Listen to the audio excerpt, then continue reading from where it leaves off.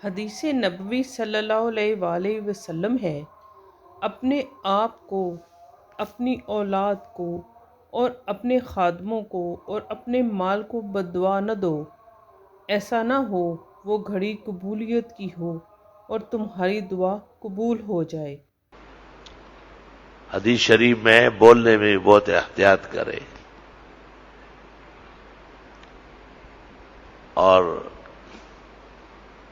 کسی موقع پر آپ حضرت عائشہ پر ناراض ہوئے اور آپ نے کہا شلت یدا کے، تیرے ہاتھ ٹوٹ جائے۔ اور تو اللہ کے پیغمبر اور نبی ہے، ہاتھ یہیں سے لٹک گئے اور جان نکل گئی ہاتھوں کی۔ آپ باہر سے تشریف لائے، پوچھا تو حضرت عائشہ نے کہا آپ اللہ کے پیغمبر ہیں، کیوں آپ کی باتیں بھی نہیں چلے گی؟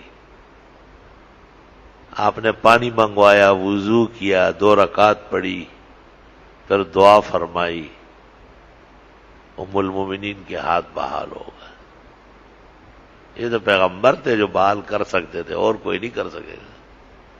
اس لیے حدیث میں ہے لا تدعوا علی اموالکم و اولادکم، مال اور اولاد کو بھی بد دعا مت دو، فَإِنَّهُ يُجَابُ لَكُمْ ثُمَّ تَنْدِمُونَ، لگ جائے گی پھر شرمندہ ہوں گے، روتے رہو گے۔ تیر جو کمان سے نکلتا ہے واپس نہیں آتا۔ علماء کہتے ہیں وہ استاذ اور والد ٹھیک ہے جو غصہ کرتے ہیں بد دعا نہیں دیتے، وہ ماں باپ اور استاذ زہریلا ہے جو بد دعائیں دیتے ہیں۔ بد دعا تو اختیار سے نکل جائے گی، نسل اور پورا تباہ ہو جائے گا۔ حضرت سیدنا ابو داؤد رضی اللہ تعالی عنہ نے فرمایا، مظلوم اور یتیم کی بد دعا سے بچو، کیونکہ ان دونوں کی دعائیں راتوں رات اللہ عز و جل کی بارگاہ میں پیش ہو جاتی ہیں، جبکہ کسی کو بد دعا دینے سے بہتر ہے اللہ سے اس کے لیے نیک ہدایت کی دعا مانگیں، کیونکہ بد دعا سے آپ کو کچھ نہیں ملے گا، لیکن دعا سے آپ ثواب کے حقدار بن جائیں گے۔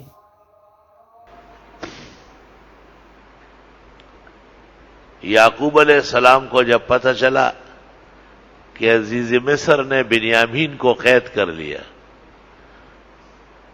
قرطبی اور مظہری میں ہے، تو حضرت یعقوب علیہ السلام نے عزیز مصر کو خط لکھا کہ میرے بیٹے کو رہا کر لو اور اس سے الزامات واپس لے لو، وَإِلَّا أَدْعُو عَلَيْكَ، ورنہ ایسی بد دعا دے دوں گا تدرکو سابع ولدکم، جو تمہاری 7 پشتیں تباہ کر لے گی۔ بعض لوگوں کو جو بد دعائیں ہوئی ہے پشت در پشت تباہ ہو رہا ہے۔ علماء کہتے ہیں بد دعا کا اثر 7 پشتوں تک ہے اور دعائے خیر کا اثر 14 پشتوں تک ہے، 14 نسلوں تک خیر و برکت کی دعائیں چلتی ہیں۔ دعائیں لیا کرے اور دعائیں دیا کرے اور منہ سے اچھے کلمات نکالا کرے۔ اولیاء کرام کہتے ہیں دشمن کو بھی بد دعا نہ دے، اللہ اس کو دوست بنا سکتا ہے نا۔ جب دوست بن سکتا ہے تو تباہ کرنے کی کیا ضرورت ہے؟ شنیدم کے مردان رائے خدا، دلی دشمنا ہم نہ کر دند تنگ۔ میں نے سنا ہے کہ اللہ کے کامل بندے دشمنوں کا دل بھی خفا نہیں کرتے۔ ترا کے میسر شود ای مقام، تم اس مقام پہ کب آؤ گے کہ بعد دوستانت خلاف است و جنگ، کہ اپنوں کے ساتھ ہر وقت برسر پیکار رہے تھے، لڑائی اور جھگڑے میں رہے تھے۔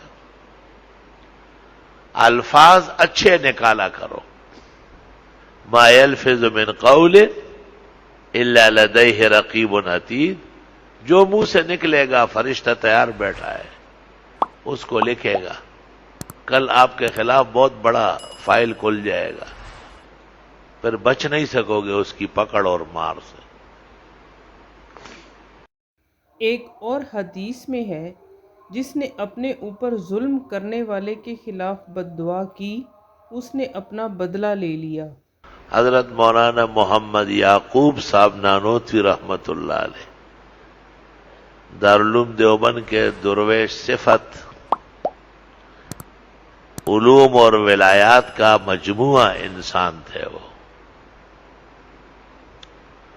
انہوں نے ایک موقع پہ کہا ہے کہ لوگ صدقات خیرات بہت زیادہ کریں، یہاں تک کہ کپڑوں میں سے کپڑے دے، آٹے میں سے آٹا نکالے، گھر کی چینی میں سے چینی فقراء کو دے، پکا ہوا سالن تقسیم کرے، اس طرح بھی ایک صدقے کا طریقہ ہے۔ اور بڑے پیمانے پہ اونٹ اور گائے، بھیڑ اور بکرے کٹائے، فرمایا شاید عذاب رک جائے۔ رسول اللہ صلی اللہ علیہ وآلہ وسلم نے فرمایا، آپس میں اس طرح لعنت نہ کرو، تجھ پر خدا کی لعنت ہو، اور نہ غضب الہی نازل ہونے کی بد دعا کرو، اور نہ دوزخ میں داخل ہونے کی بد دعا کرو۔ طاعون کی بیماری پھیلی تھی اور لوگ سب مر رہے تھے، تقریباً 2/3 مر گئے تھے، 1/3 رہ گئے تھے۔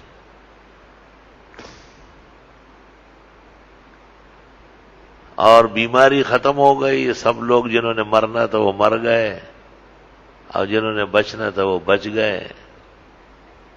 مولانا محمد یعقوب نانوتوی دارالعلوم دیوبند کے وضو خانے میں وضو کرنے بیٹھے تھے،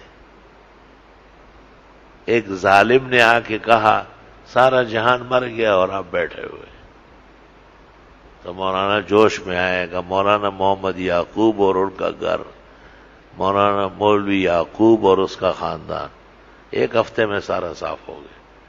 مولانا بھی گئے، لوگوں نے کہا حضرت کیا کہہ رہے ہیں، منہ پہ آ کہا ہو گیا، جو ہونا تھا ہو گیا، اب کوئی نہیں بچے گا۔ خود فرماتے تھے کہ ایسا ولی ہوں جو بگاڑ سکتا ہوں، سنوار نہیں سکتا۔